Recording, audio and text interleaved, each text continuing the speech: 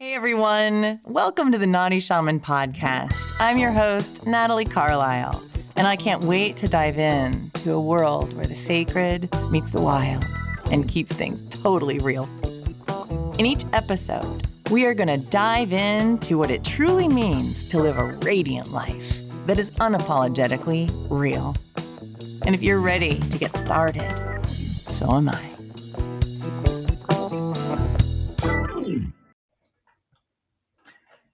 Hey, Luminous Warriors. This is Natalie Carlisle, and I am so grateful that you're joining me for the Naughty Shaman podcast today. So I'm telling you, it's about to get personal, really embarrassingly personal, because the topic that I'm called to explore with all of you in this particular podcast is a conversation that I've been having inside of myself now for a while, and had an out loud conversation with a very dear friend of mine on Sunday. We were at brunch and it was like this magical moment, and I decided that I really needed to make a podcast, maybe even a series of podcasts about this archetype that is missing in our culture right now as I'm experiencing it.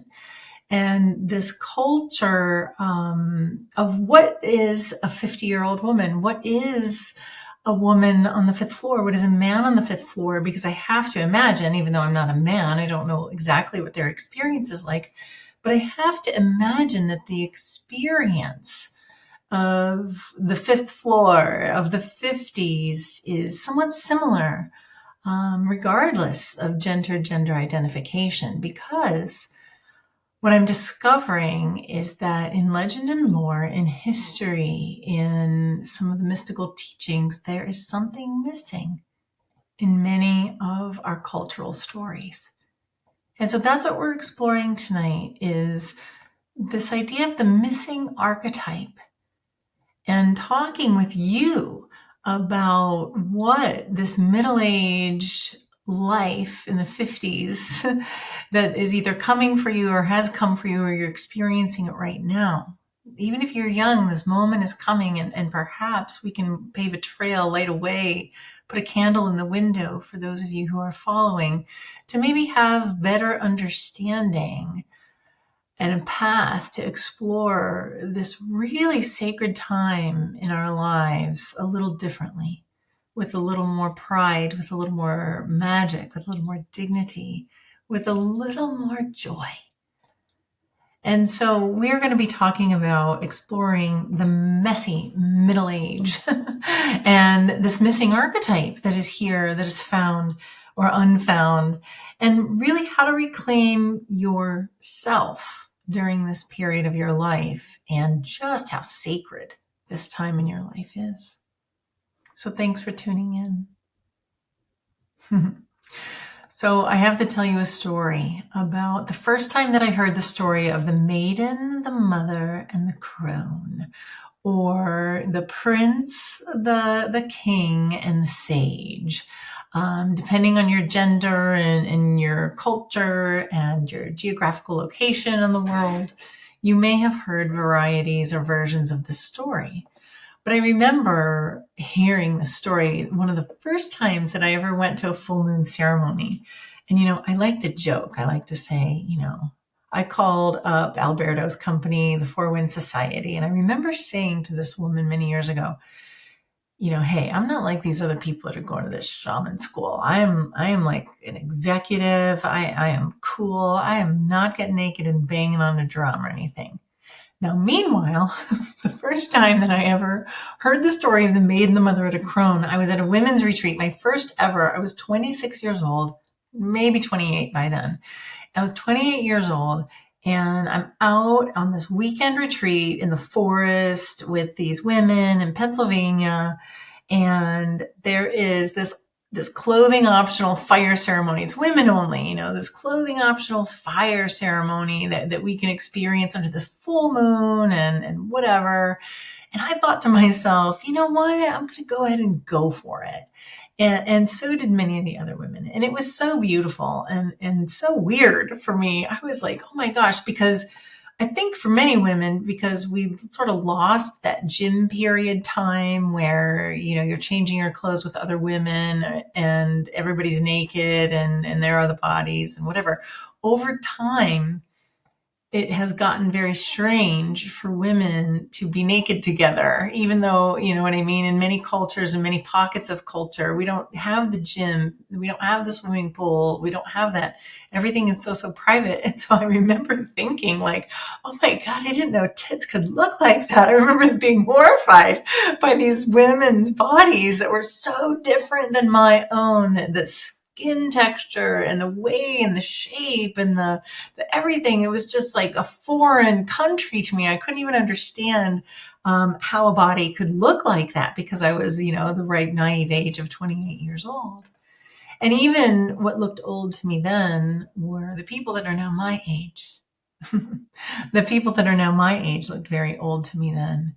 And now that I am this age, I can understand how not old a person my age feels most of the time. And so as I've kind of entered into the 50s, when I turned 50, I had several problems because it was like I went to bed 49 and then I woke up and somehow overnight I was transported through some tornado into the land of Oz, except for instead of like these adorable, little people coming out to welcome me and sing songs and Glinda the Good Witch, I just got like bitch slapped by 2x4s from the universe, and it was hailing, and the Wicked Witch of the West was there, and my face looked like hers, and I couldn't understand what happened to me seemingly overnight. And, having lost my mother and also because of our culture, I didn't have any context for turning 50. It wasn't something I ever thought when I was young. I never thought I would be this old. And I never thought I would feel like I feel now in my body. And so one of the problems that I had, when I turned 50 is not only did this very strange self-awareness, lack of self-awareness, I guess I'll say, a lack of self-awareness occurred where my body, which could eat like 5 cheeseburgers and go for a run the next day and feel pretty good, it just stopped working like that. I couldn't eat half of a cheeseburger without feeling horrible and bloated and my stomach bulging over the top of my jeans, and I couldn't go for a run and make it go away. And then I started to go for a run and my joints hurt like hell. Like, when did that happen? And I couldn't understand what was happening to me. Going up and down the stairs, getting out of bed in the morning, my feet were like, oh, I remember I walked like a robot when I would get out of bed. And I couldn't figure this out. I was like, what in the hell? I'm really, really sick. And I went to the doctor, and really, they were like, well, women that are perimenopause or menopause, that's what happens.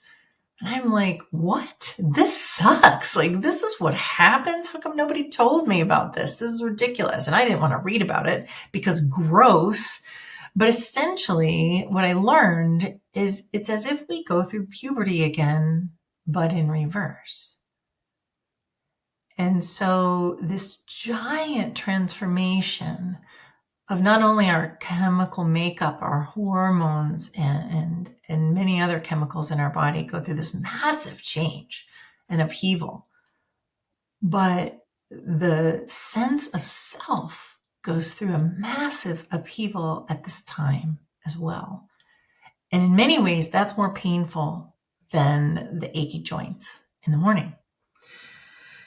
So my body had started to betray me, and, I couldn't fit into the same clothes that I fit into when I was 40. Again, it was like overnight. All of a sudden I was like, wait, what? Those are my favorite jeans. How come I can't put them on? And the other things that started to really break down for me in this middle-age period of my life was not only did my sexy, cute little clothes from my 40s fit any longer, and I still had in my 40s that kind of hot mom vibe, at least in my own mind. It's not like anyone ever came up to me and told me that, but I felt good in my body, even though it wasn't perfect. And I felt decent about, if I walked in a room and what was going on, and I could pick out outfits without a lot of thought because my clothes just felt nice on my skin and on my body.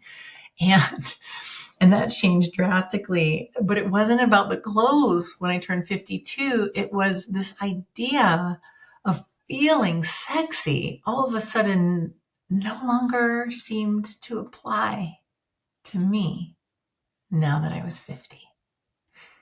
And that was a hard number for me to deal with, hard song for me to sing, because I really liked that part of my life. I'd suppressed that part of my life for so long, that feeling good in your body and in having pleasure without being ashamed, and reclaiming that was such a big part of it, because for so many years it was so damaged and repressed in me.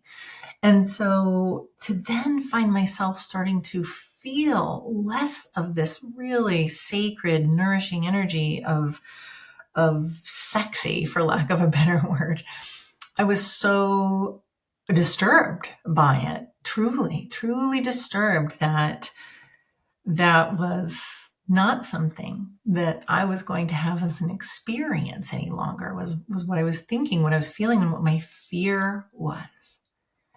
And as I spent more time dealing with my fear of losing the sexy and never being able to bring sexy back, I thought, if I don't have that, if I don't have that draw, that sexual command that some women learn, and certainly I'd learned over the course of my long life, that is so fun to play with and then surrender, and then play with and surrender. If I didn't have that anymore, what would my role be in a relationship? And then I started to think even broader beyond that pleasure and that sexual experience. Also, I started to think about my intellectual experience and how people viewed me now in my 50s with kids in college, and what does society look at me and assign meaning, labels, qualities to, without ever having met me. And I started to see through their eyes who I was, and it hurt. It hurt to feel that invisibility that comes with being a woman in the 50s, and likely being a man in the 50s, is there's this seemingly loss of importance in the culture that's around us. And it terrified me. And it sent me into a dark little spiral of depression. My old friend visited again around this time, which also menopause complicates, by the way. So many women experience that around this time, around this age. And so it was a very complicated time, because all of a sudden it was as if I had lost my footing in terms of who I was in the world and how I wanted to be. I had no concept of even what was possible for me, and that brings me to kind of the next thing that was a struggle for me, was that I felt young in my body. I felt like, yeah, I'm still dancing in the kitchen and getting funky. My kids are embarrassed by me, of course, because now I'm old, and the young people are calling me old. And I go to work and everyone is young. Not everyone, but most people are younger than me in many industries and many companies that I consult with, and certainly in my own organization. And then also, the old people were telling me how young I was. So the young people are telling me how old I am, and the old people are telling me how young I am. And I'm like, what the hell am I? Am I old? Am I young? Am I vital? Am I not? Do I just pack up my shit and get ready to die? What is this age about? And I couldn't get my head around it at all. And it, like I said, sent me into this spiral of quandary, of inquiry, of depression, because I couldn't quite figure out anything that felt good and felt true. And so floundering around in the first stages of 50 was just a mess, just a big mess of middle-age malaise, Boy, that was a lot of alliteration. I'm going to say it again because it was so fun. It was a big mess of middle-aged malaise. And I have to think, and in talking with my friend, I learned that I have to think I'm not alone in this experience, certainly, because she had many of the same experiences. And as we were talking, it became very frustrating to start to figure out in middle age, whether you're a man or a woman, there is this, like the sun is beginning to set. You've made it halfway, if you're lucky, maybe more than halfway now in terms of your life. If the average lifespan is 75, you're kind of staring down the barrel of that gun now. You're not on the good side of that bell curve anymore. You're riding the slope down now. And there is this huge momentum and sense of downhill, like it's all downhill, because we are at the end of that peak performance in our lives.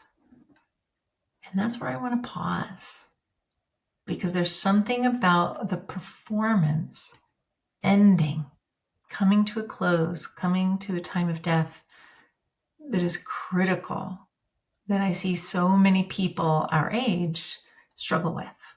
There are things that at this age do begin to die off, do begin to end. And one of them is this idea of being uberly productive, and like insanely productive. So I had a lot of problems with this middle age. I didn't want to look like I was in my 20s anymore, but the world kind of wants me to still look that way, is because that's when you're visible again, is when you look good again as a woman, and for men too sometimes. But when you look good, there's that pretty privilege that comes from looking good and being sexy and being young. Like, we are addicted to that in our culture. And so the opposite message is if you're not those things, then you are less valuable to our culture. Because this is what we want to show you pictures of and write stories about and make billboards of, are these young, vital beings that are no longer you, is a little bit of the messaging that we get from the culture, because people vanish. I think about the actors from my generation that I do not see anymore. Like, where's Kate Winslet? I just watched Titanic the other night. Where did she go? I want to see her again. Where's Cameron Diaz? Loved her. She's in my age group. What the hell happened to her? I want to see her. I don't care what kind of wrinkles she's got or Buddha belly she's got going on. Probably none. But do you know what I'm saying? There are actresses and actors and players and poets and that we are missing because of this bias towards youth, this bias towards towards vitality. And so we're missing. There's like this missing decade of the 50s, maybe 15 years into the 65s, until you become a senior citizen, and then you're officially old. 65, officially old. But before then, there's this weird time period between 50 and 65 where we're like, I still like wearing jeans and some high heel boots. I still look pretty decent in them, but I can't be too sexy because I got this age thing. There are parts that are a little bit squishier than they were before. And so I can't dress the same way I used to dress. And yet I can't dress like from Chico's every day or from Talbot's every day yet either, or from the Land's End stretchy pants. Like, I can't wear sweatpants every day either. And so I'm not old enough to wear sweatpants and Crocs every day in any color I want with red bows in my hair and purple eyeshadow. Like, I'm not old enough to do that wild crone thing, that Baba Yaga thing. And yet I'm not young enough to do that uber productive, get a sexy suit, tuck it in, put a little skinny belt around your skinny little waist and get to work. I can't do that anymore either. And so where does that leave us? And it's interesting because my friend and I were talking about, and our body types are much different. She is like a very thin yogini. And even for her, she's like, I don't know what to wear. So every day I put on my favorite jeans, and a like tank top and then one of those duster sweaters. And I was like, oh my God, it's like the uniform of the 50s. I wear that almost every single day. And we had a good laugh about how there really aren't even any clothes for women of this age that are comfortable and look sexy and that are fun. Like you want to go out dancing in, because I guess people in their 50s stopped dancing. I think back through the generations, you know, and I remember, I think 50 used to look a lot older than it does now. And in 50, I always think of, you know, someone with short gray hair that really just wants to sit around the house. And this is sort of where my mother, you know, when she volunteered, she was actually pretty active in her 50s. Imagine that. I come from the tree of apples where there was a lot of activity, and I'm grateful for that legacy. But you know, there was also this element of like, I'm all done with my life, and I pass it on to you, my sweet child. And that was kind of weird. That was my age. Like, I'm not ready to tell my daughter and my son, like, yeah, I'm all done now, I'm passing it off to you, because I don't feel finished with the gifts that I have to give yet. I'm not done creating, making things happen, weaving destiny lines together. I am not done. So there's this other complicated element that's happening really often nowadays too, is that many, and I'm going to talk about women only because I am one and that's the perspective that I have, but I do think men go through a version of this as well, albeit probably different. But there's this element of many women that I know that are divorced or single or relationship free for whatever reason, and that is like a unicorn in the world, like a 50-year-old single gal.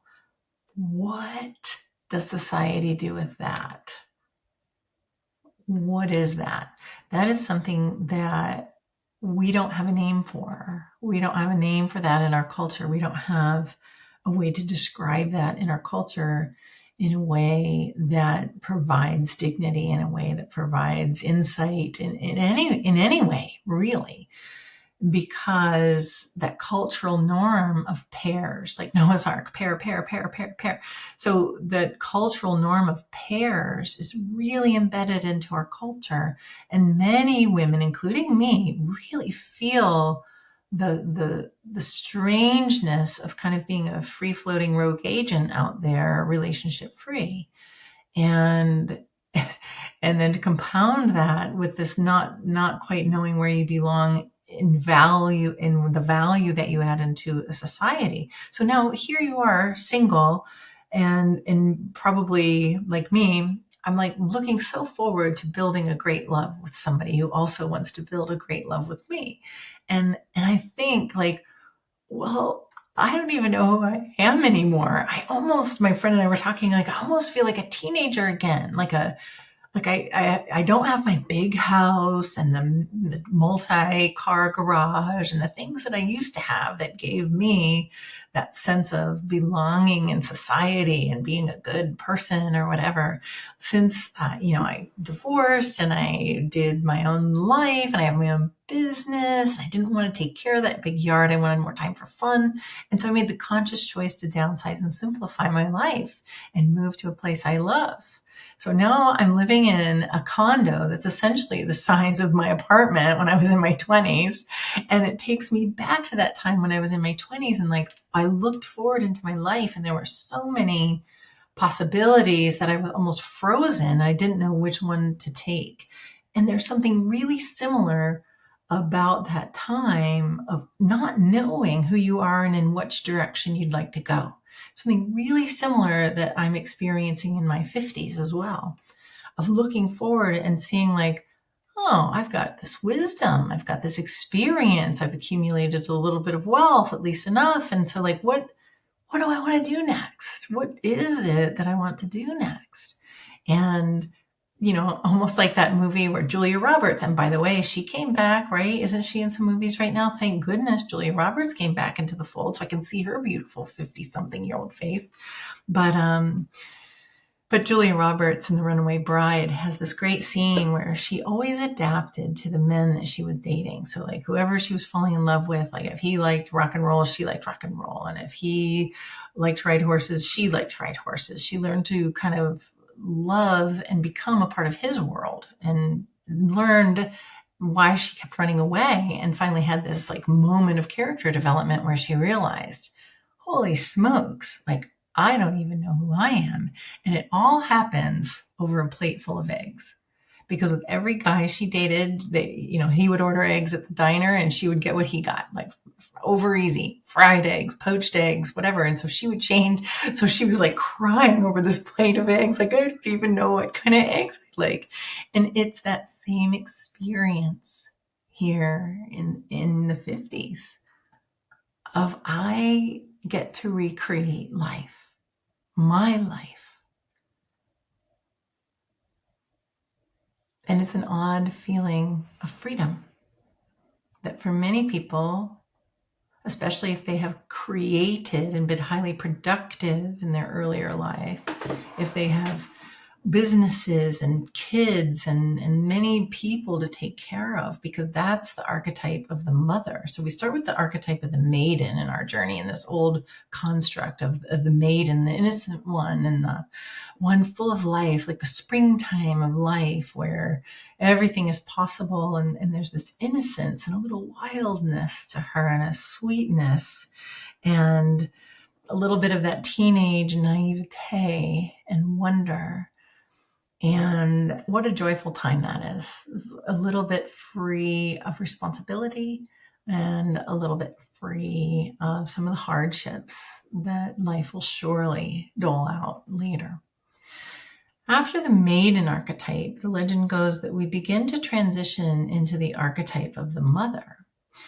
And an obvious transition into the mother is if you have children, whether through adoption or fostering or C-section or regular vaginal birth, whatever, however you have kids. That's one obvious way to sense that you have transitioned into the archetype of the mother. But kids doesn't guarantee that you've transitioned. You can still be functioning like a naive little girl and have children. So it's not a guarantee. But one of the markers is that when you transition into the realm of the mother archetype, your compassion and your caring and your nurturing sort of light up the world around you. It's something that as a mother you can hold people, hold projects, hold business departments, hold whole businesses, and hold them together and hold them strong and get them in a direction and prop them back up when they fall down and keep them going through your nourishing, through your nurturing. And these are the hallmarks of the mother archetype, this nurturing, compassionate productivity. So whether you're making babies or you're making money, there's this period of time where we're highly productive in making things in our lives.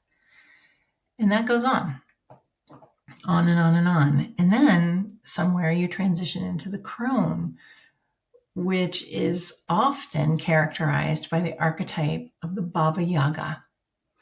And if you've been in Dharma school, you've heard this story a couple of different times, but legend, in a short version of the legend of Baba Yaga, this little innocent maiden, Vasalisa, has to go out into the forest and get, a coal from Baba Yaga because the fire went out in her house because of the evil stepsisters.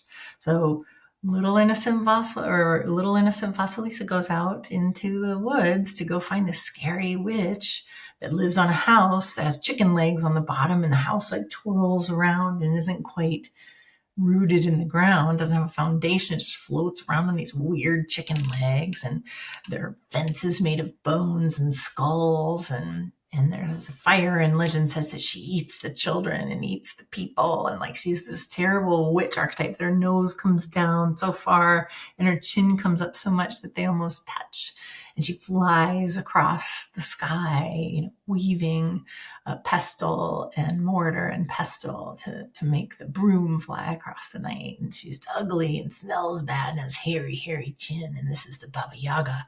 But Baba Yaga holds the magic. She holds the deep, old magic in her wrinkly, smelly skin and in the big fat ass. And that's Baba Yaga. She is the opposite of the maiden in many ways because she no longer needs the beauty because of the wisdom and the soulfulness that she carries. And so we are no longer the maiden or the mother in our 50s. And we are no longer, we are not yet, I should say, the crone. And yet there's this magical period of time where we transition out of mother mode. Even if you have kids and you're still nurturing them, obviously, and God knows you're still paying for them, but still, and still loving them and enjoying them and all the things that go along with motherhood, if you have that opportunity or whatever, and you're nurturing the projects and you're still productive. But there comes a time where you're transitioning away from the mother archetype that I believe when you stop people pleasing.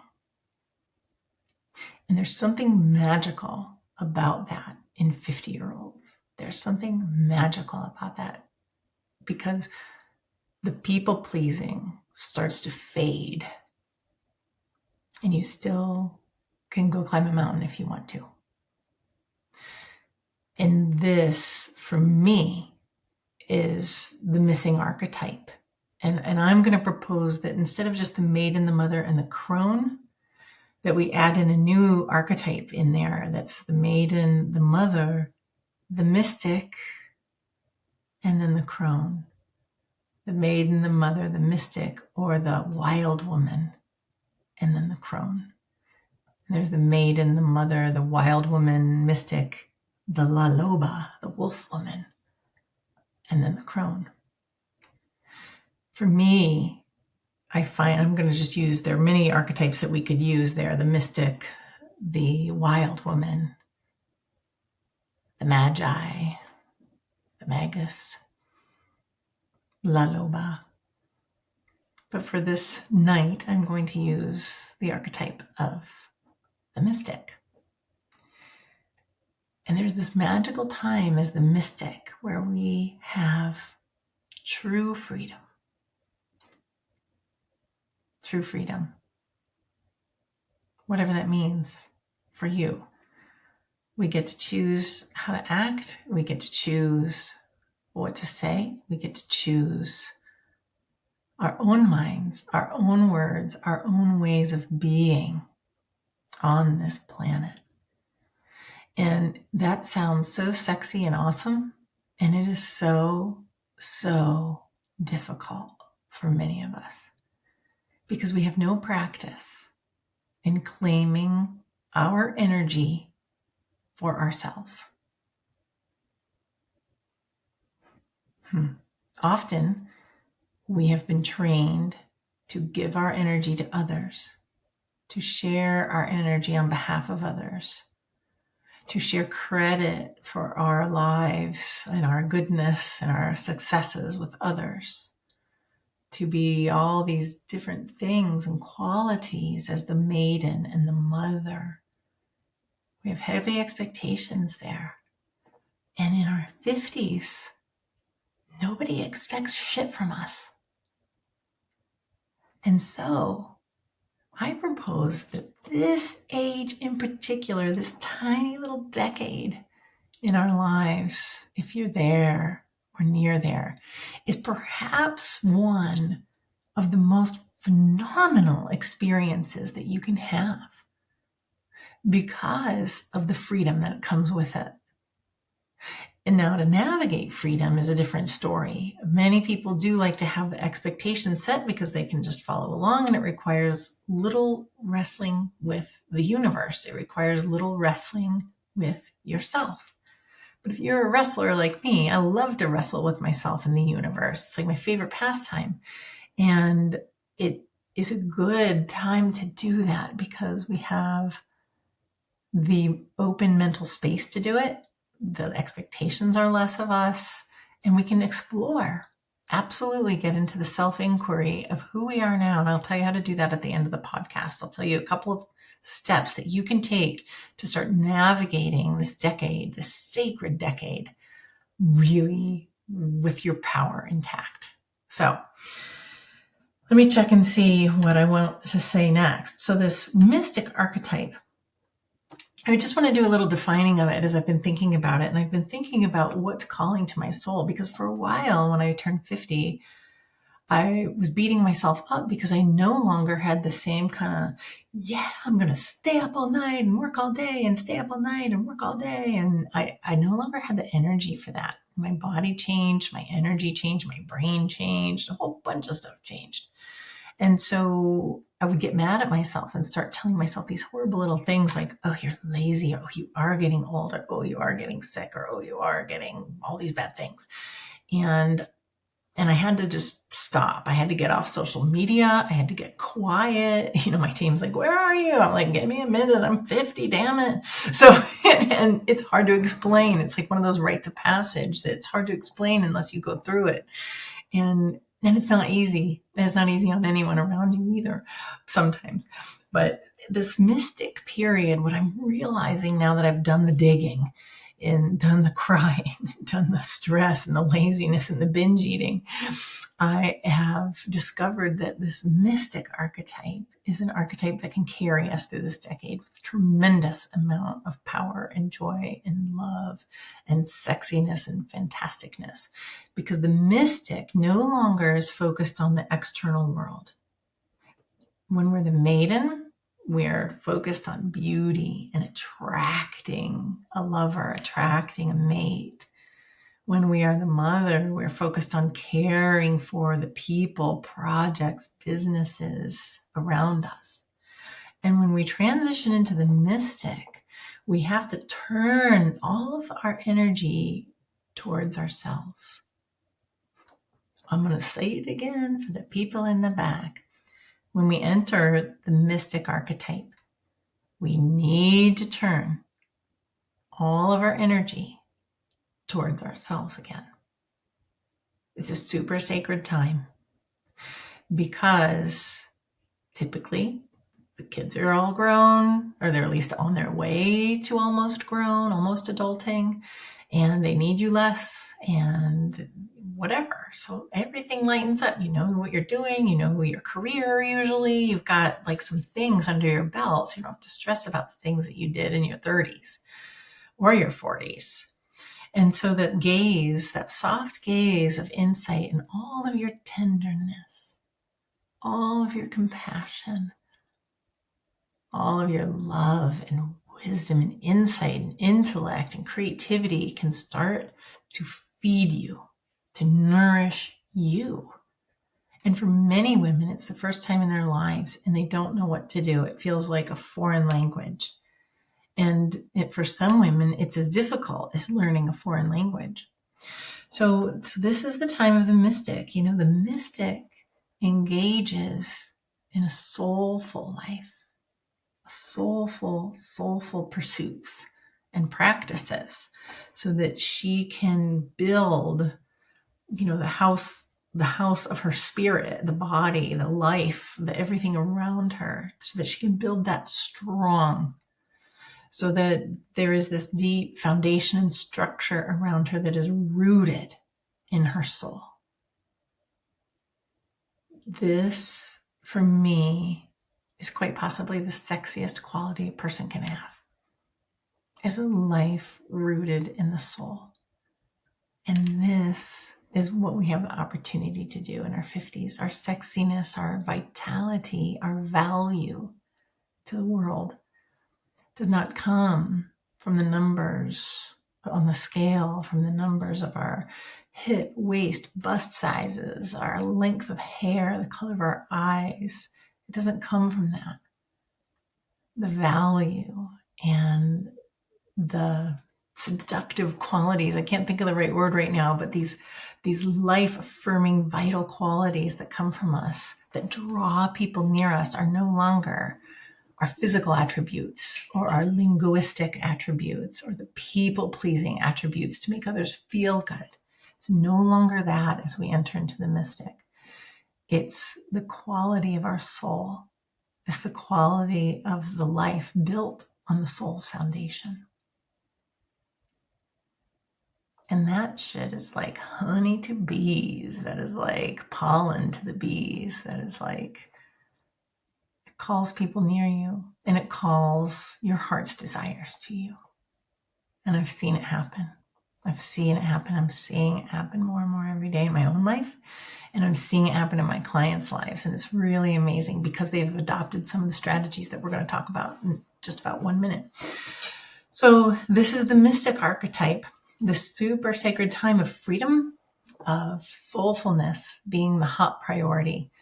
And so let's talk a little bit about this becoming this contemplative, there it is, contemplative, relaxed mystic that embodies her power very comfortably and easily, like a warm cashmere wrap on a fall day in New England. You just drape that power around you, and it's so soft and it's so warm and it's so safe. And this is the kind of power we develop as mystics because we're doing the soul work. The work of the soul has always been our calling. And every step that we've taken in our lives has developed our soul. But in our 50s, what we get to do is look back on all of it and see, how did it influence my soul? How did it inform me? Are those lessons still valuable to me, or do I need to release them? What do I want to carry forward? These are the soulful questions.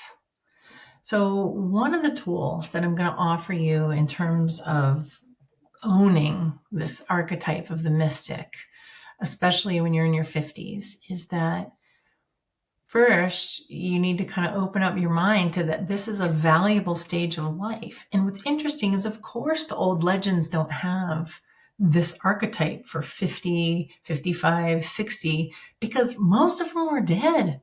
Like all the people of old, this was like as good as it got. Like when you were my age, you were like, woo, worn out from farming all the time and having 25 babies or whatever was going on back there.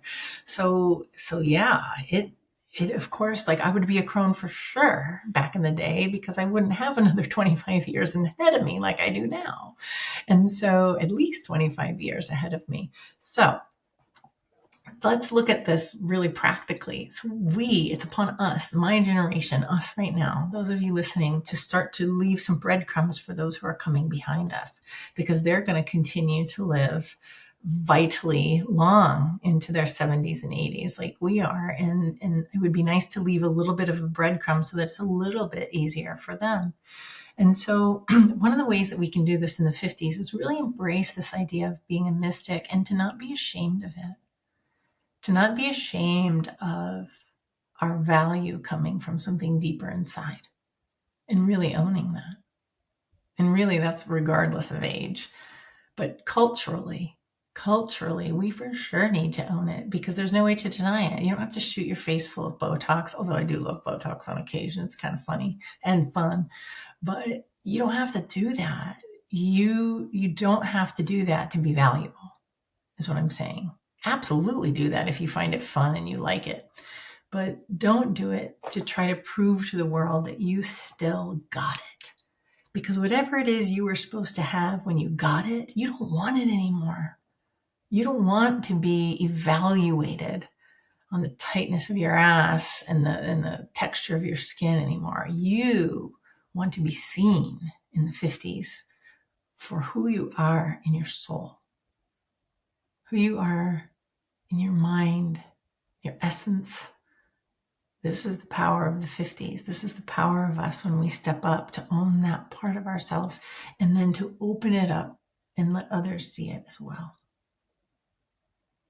We have to shed the importance of the external life and get joy out of it, instead of have to use it to lure people into thinking we're valuable. Does this make sense? I hope it does. So when we turn our gaze inward, one of the first things that I started to do when I was in the depths of my spiral of hell, in my weird la la land of Oz where everything was a nightmare, the first thing I started to do was compare myself to other people, which was a great mechanism for reaffirming that I'm actually a terrible person and I should be XYZ, so many different things. Because did I think I would be like this when I'm 50? Did I think I'd be living at a beach in a condo? No, I had no idea.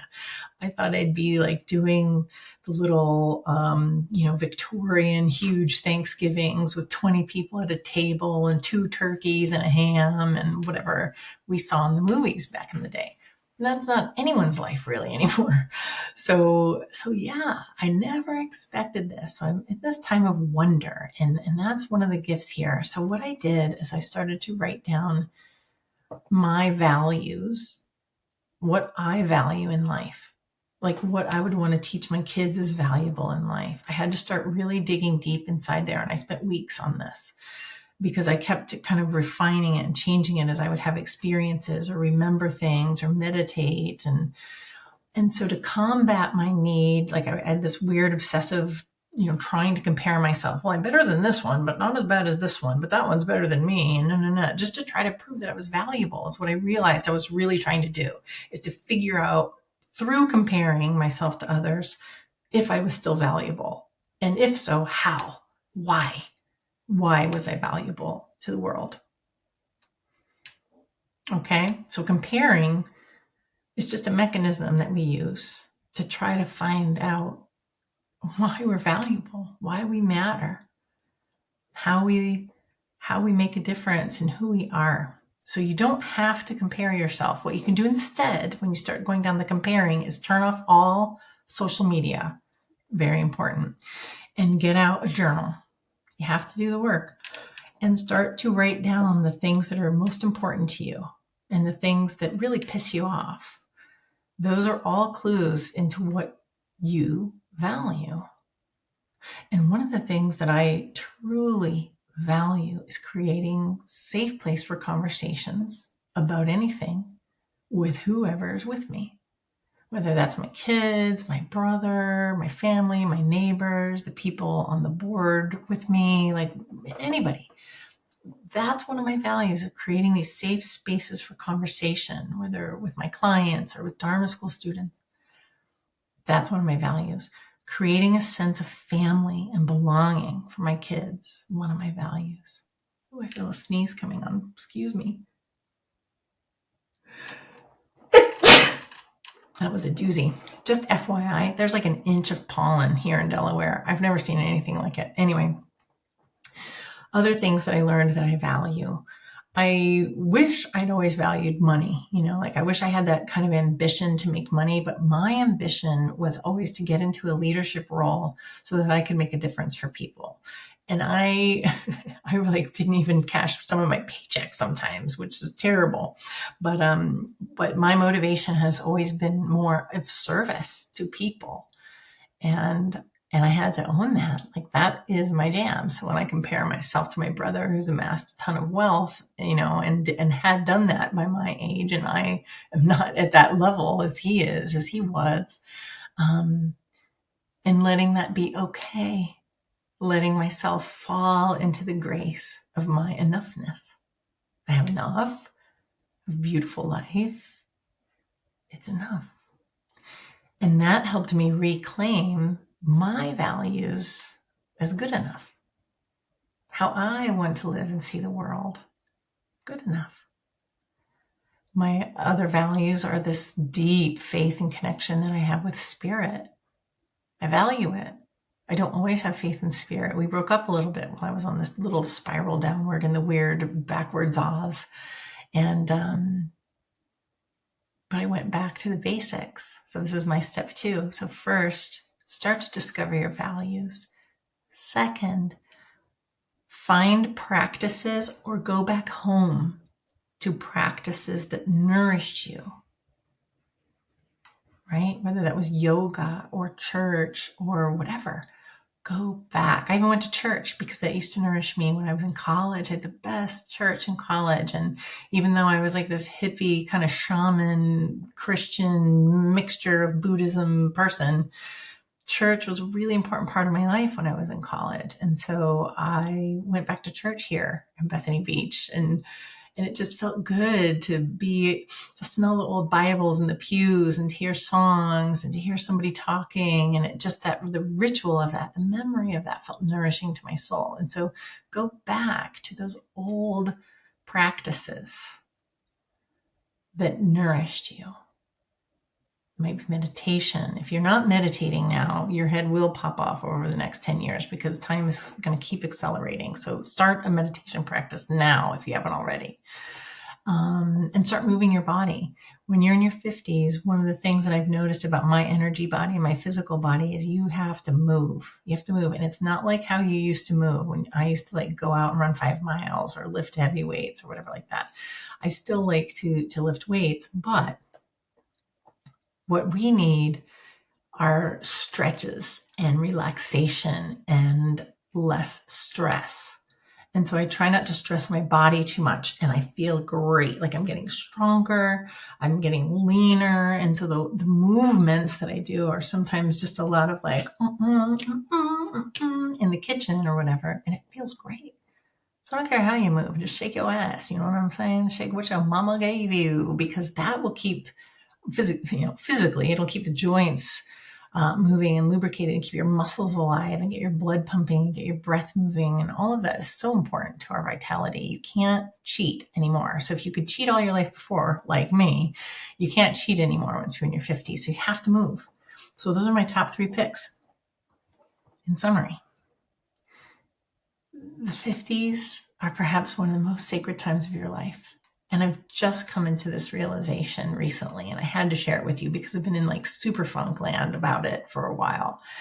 And the reason that it is so sacred and magical is because of the freedom that it provides. And we have to reclaim this missing archetype of the mystic because it's critical for society to have the mystic. Just as critical as it is to have the crone, the mothers, the maidens, like all of them are critical. But the one that we don't talk about very often is the one between 50 and 65, which is the mystic. And if you want to nurture the mystic archetype in you, if you're in this phase of life, to discover, rediscover, allow yourself to be brand new and rediscover your values.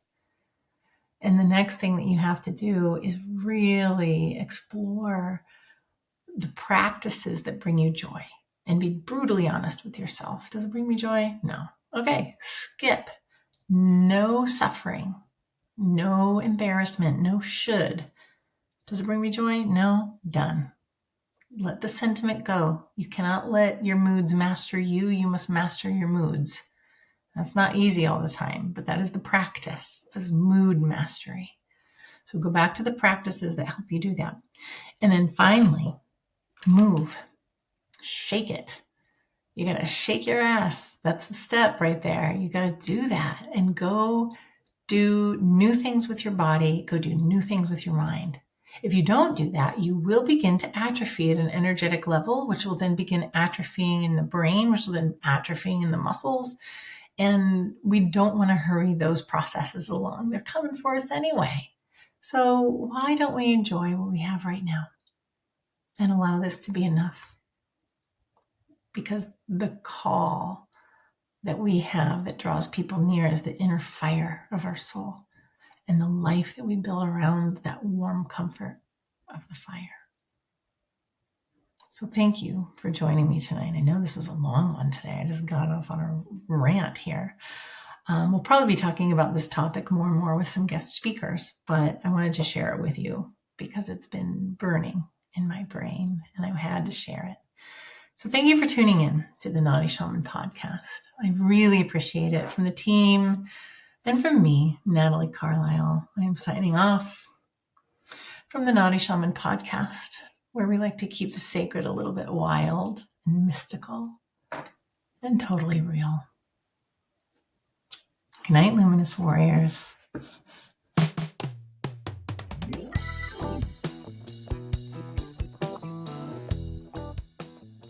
If you're hearing this message, you've listened to the entire episode, and for that, we are so grateful. Please reach out to us. Let us know what topics you'd like to see covered in our future episodes. Get in touch in the comments because we love to hear from you. And you can reach us on social media.